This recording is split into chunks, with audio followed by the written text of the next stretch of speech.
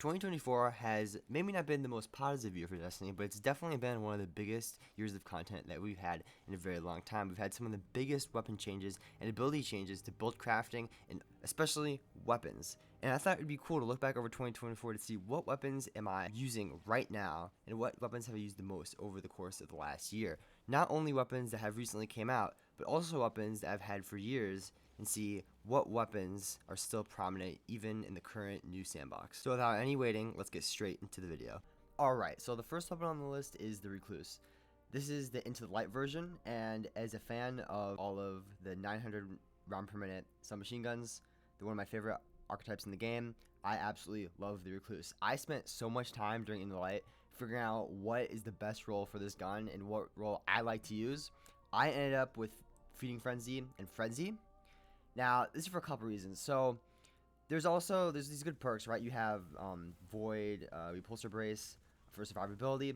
But at the end of the day, I went for Feeding Frenzy because this is a 900 round submachine gun, and you're not using it in a Grandmaster. You're not. So, I went with Feeding Frenzy, and Frenzy as a decently high damage, fast shooting, fast reload. You are never reloading. This gun, it reloads almost instantly. Like, I don't even notice reloading it. By the time while I'm moving my cursor over to the next enemy, I'm reloading, and by the time it's back on a new enemy, it's reloaded, and I'm already firing again. This weapon just sprays insanely fast, and on top of volatile rounds, especially on Hunter, or really on any subclass, this weapon just shreds. It's one of my favorite weapons for ad clear in the entire game.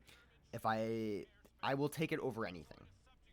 That is seriously, like, it puts Forbearance almost in its place, and I know that's a big statement, and I don't know if it's entirely correct, but this weapon as a primary does an insane amount of ad clear. It's one of my favorite weapons, and it is seriously just amazing. The way it feels, the range, the stability. I went with light magazine.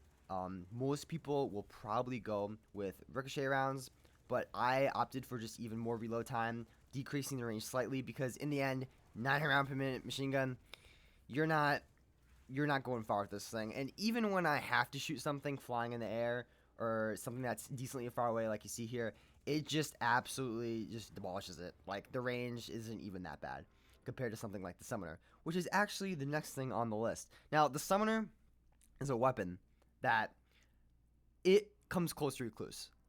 It's slightly different, because the Summoner, again, one of my favorite primaries in the entire game. It's honestly probably my most used primary in the entire game over Recluse as of 2024. And the reason for that is simply because of its survivability, and especially in high endgame content.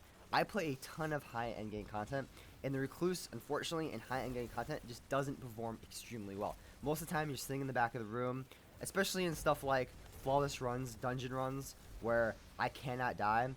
Killing one enemy or two enemies and being able to reload and then just instantly getting all your health back is insanely clutch. And on top of this, the survivability of the solar subclass, it seriously rivals the void subclass at this point. And while it doesn't completely match invisibility, just reloading and getting all that health back and having it work on any subclass is very, very good. And when you get those aspects and fragments in to increase your scorch damage, and you start building into the solar framework, it shines even brighter. This weapon is insane, especially with far range stuff. I bring this weapon into Grandmasters. I bring it into everything, as long as auto rifles are decently relevant, and I'm not using something like a pulse or scout rifle for those extremely far, long range, cutting down champions. This weapon, it kills everything. This might be my most used weapon of 2024. I farmed this thing in trials. It does suck. It's hard to get. Because you have to get it specifically through trials, but it's not impossible to tame. You don't even need to win trials matches anymore. You can just farm lost games, I think, at this point, and you can just gain reputation. You can also stack wins on the card with losses in between, and you still have a chance to get this weapon with the new passage. So it is totally obtainable, even if you're not good at PvP. And I hate PvP. I never played PvP personally. That's why almost none of the weapons on this list are PvP. So the next weapon on this list is going to be the Mountaintop. And the Mountaintop is another one of those weapons like the Recluse. I spent a very long time trying to figure out what role to get in this weapon. I used the autolaying holster for a long time. I used, Impulse Amplifier, Harmony. I was trying every combination. I was trying boss TPS combinations. But in the end, I ended up with Impulse Amplifier and Recombination. And the reason why I did this is because Most of the time when I'm using Mountaintop, it is for 2 reasons. And almost always these 2 reasons. One, I'm almost never using it for boss DPS. That's why I immediately threw out my Vorpal weapon with our loading holster roll. I still have it. It's decent, but it's not great. So the reason why I settled on Impulse Amplifier in recombination is because I'm using it for 2 reasons. I'm using it for chunking down high health targets in one hit. Then I'm also using it for ad clear. Sometimes I will pull out and just spam it, right? You're trying to quickly kill red bars from a distance, right? You're using an SMG. That's why I chose Impulse Amplifier and recombination, because it fits my use case best, and I think that Impulse Amplifier is extremely good. You just get that insane reload speed, and you're always shooting this thing. Especially with the new version of this gun, the blast radius isn't super high, so even if you're doing a large amount of damage in one shot, most of the time you're not killing everything around it, and being able to get that second shot off really quickly, I personally really enjoy. Alright, so the next gun on this list, I had to include this gun. It's the Call. Again, it released with the new expansion, the Final Shape, and this gun kind of took the community by storm just because of the fact that it was one of the first special sidearms, rocket sidearms, in the game to be in the kinetic slot. The original arc one was in the energy slot. It came out in the dungeon, and it was extremely good, but having one in the kinetic slot was even more amazing because you could rock something like Forbearance, which I do a ton, and the Call. And this weapon has insane tracking. It does tons of chunk damage, especially to targets that are far away and close range. It literally works almost any range. And it also does a pretty insane amount of headshot damage because of the fact that it always tracks. You combine this with some of the aspects and fragments with the strand supers, and you can get some pretty insane builds going. Especially with my roll, I have the tracking mod on it, as well as the mod spawns threadings. One, you get a headshot, which you almost always get precision hits because of the tracking. And then you can also throw in a fragment that increases throttling damage, and you have a pretty good build going. This is not my favorite special sidearm in the game, but it is still one that I use a ton. I use this thing throughout the entire expansion and continually to still use it. But this weapon is absolutely amazing, so I thought I had to include it on the list. Alright, so this is going to be our first exotic on the list, and it's going to be the only exotic that you could probably guess because this weapon, everyone knows about it. It's still Hunt. I'm a Hunter main, and this weapon is broken, and it was even more broken when it released. And I still think it's broken because of the amount of insane damage that you can do and golden gun pairings that you can do with this weapon. As you can see in the background gameplay, this is the raid with Witness, and well, you know, the raid was kind of almost, the boss was built around this weapon, I mean, for the most part, because it's literally just a giant crisp spot like Oryx, because you do have to dodge, but, I mean, the whole point of this weapon is to almost quickscope, because unlike the Whisperer, you have to continuously aim the weapon, and you can't really unaim it, otherwise you lose the damage bonus. The whole point of this weapon is to charge it up over like 4 shots really quickly, and then to pop your super, which requires you to unscope. So it's almost the perfect weapon for this fight. It almost feels like they created the weapon for the fight because they knew how, one, difficult it's going to be. But especially during the day one, this thing was insane. And having the combination with Nighthawk, where you can just pop your super and then pop this super, you can output an insane amount of damage within just half a second. So yeah, I had to include it. Outside of raids and maybe dungeons, I honestly don't use this a ton, but every time I am in a raid or dungeon, I always use it. So I have to include it because it is still one of my most used exotics of the year, especially as a Hunter main who is almost always on solar. So yeah, this thing is insane. Had to include it. Alright, so into the light, we obviously got a craftable version of Outp Perfected. Now, I did not use Outp Perfected too much before this update, and the reason for that was because I just had a bunch of other exotic primaries and mostly specials that I was using. Even in the exotic slot, Gallahorn, for my 1-2 punch build, I had Tractor Cannon going, but now this weapon has found a spot in my arsenal for a couple of reasons. One, it just got stronger with the crafting. Two, it also generates an insane amount of super energy and does an insane amount of damage, just absolutely stacking up when you focus on one target. And I've been having a ton of fun with this build because of the new changes to how roaming supers work. Now, so roaming supers got a change where their cooldown was massively decreased, especially when you are doing damage and you are actively playing, you're not just sitting there.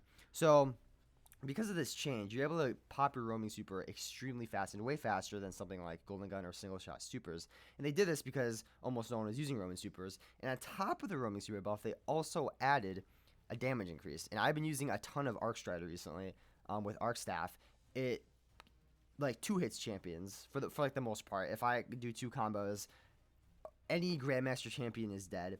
And a lot of the time in Grandmasters, there'll be multiple, ogres sitting next to each other that I can just chain the super together, and it lasts an insanely long time. It will last basically until anything is dead.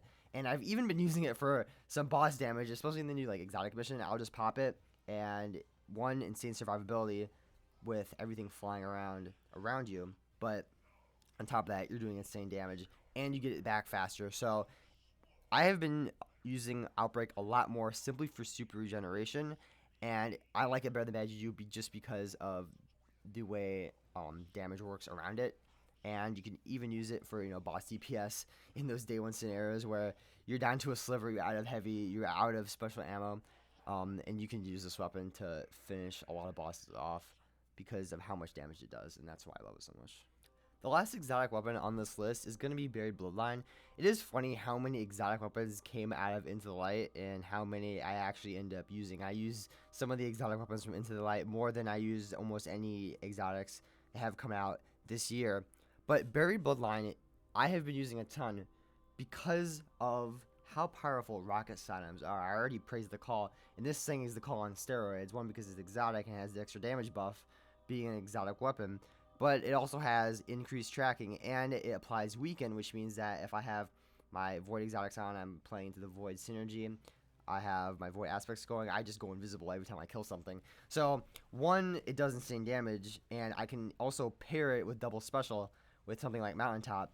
On top of it, I can also, have some insane survivability, and I use this a ton, especially on the, Legend Master difficulty of Onslaught. It carried me. I know there were a ton of runs where my teammates died, and I popped the tether, used the Buried Bloodline, and then got it back within, 30-20 seconds.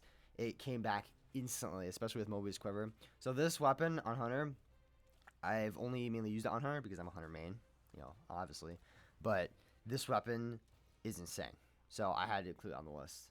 I would say, this is, again, one of my most used special exotic weapons of 2024.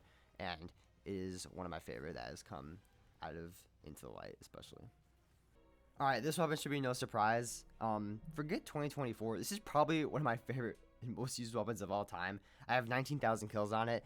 I play this game a ton. I'm not like an extreme avid player, so it's not like all of my guns have this many kills on it. Most of my guns that I use a lot have, a couple thousand kills on them. But this gun literally has 19,000 kills. Ever since it came out in the Witch Queen, I have been using it. And it has so many kills on it that I am reluctant to use the Adept one I got during the dungeon rotator we got during Into the Light. And I also don't use the Demolitionist one that I got from the Into the Light, Onslaught activity. But this weapon, whether you have it Adept or not, in almost whatever role you have on it, as long as you have some sort of reload perk and you have chain reaction, this thing is going to destroy everything. You just pop one shot down and everything is dead. It's probably one of the best specials in the entire game, even after it got nerfed. They tried to nerf it, and I'm still using it, so it didn't really work. I think this is better than Mountaintop in some scenarios. Obviously, it can't really compete directly with Mountaintop, given that, Mountaintop's kinetic. It also has the launch mechanic, and it has a lot of different other uses, than Mountaintop. And they're very different weapons, which I, equally love a lot. But Forbearance, in terms of ad clearing and as a grenade launcher, it is one of my favorite grenade launchers in the entire game. Alright, so this was only a top 10 list. So having some of my favorite special and prime weapons in the entire game that I use a ton, and then having to have only 1 or 2 slots left for power weapons, it was very hard to choose. There were a lot of good armorable mentions like, Apex Predator and, Chill Inhibitor and all these other good grenade launchers that have been introduced in the past season. But Edge Transit is still one of my favorite grenade launchers. You could, substitute this out, especially for the new seasonal grenade launcher. But I have been using my Edge Transit ever since I got it. Having that insane magazine with Envious Assassin, you can just dump like 20 rounds into an enemy on top of Bait and Switch, which is one of the best damage perks in the entire game. Being able to pop an Izanagi shot and, another special sniper shot if you're really going that try hard, or if you're just popping, quick damage from your other weapons and then swapping to that weapon, it does an insane amount of damage. So I had to include it. And again, honorable mentions to the other seasonal grenade launchers, with especially the new Envious Arsenal perk. With bait and switch, those weapons are really good too. And Apex Predator, because that weapon I was gonna include on the list, but I had to not include it because I just have been loving this weapon too much. So if it's not going to be Apex Predator, it's going to have to be Falling Guillotine. And even though it's not necessarily a damage power weapon, this thing is better. I wouldn't say better, but more unique than any other weapon on this list. And it's so good simply because of its Eager Edge.